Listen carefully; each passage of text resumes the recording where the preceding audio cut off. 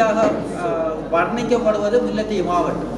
அது இந்த தந்த வளங்களை எல்லாம் கடந்த காலங்களிலே இந்திய இழுவப்படங்களினாலே சூறையாடப்பட்டு செல்லப்பட்டது.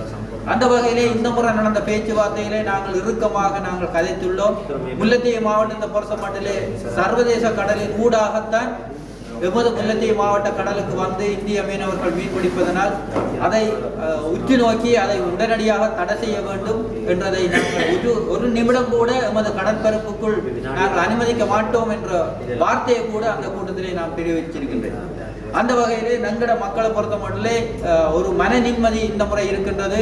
ஏன்னு சொன்னால் இரண்டு நாடுகளும் ஏற்கனவே கூறியது போன்று இரண்டு நாடுகளும் தனது அரசியல் ரீதியையும் இந்த தமிழ் அதாவது இரண்டு தமிழ் மக்கள் சகோதரர்களின் பேச்சுவார்த்தையிலே அரசுகளும் இதில் கலந்து கொண்டன. அந்த வகையிலே இது எங்களுக்கு சாதகமாக அமையும் என்ற நம்பிக்கை எங்களுக்கு இருக்கின்றது. இந்த நம்பிக்கை நீடிச்சு அதாவது நீடீடு காலம் வாழ வேண்டும் என்பதுதான் எமது நம்பிக்கையாக இருக்கின்றது. அந்த வகையிலே எமது முல்லைத்தீவு மக்கள் இந்த முறை இந்த இறால் வளங்களை தாங்கள் அதை வளப்படுத்த வேண்டும், வாழ்வாதாரத்தால் தங்களது உயர்வை கொண்டு போக வேண்டும் என்ற நம்பிக்கையோடு நாங்கள் இருக்கின்றோம் என்பதையும் இந்த இதிலே தெரியப்படுத்தி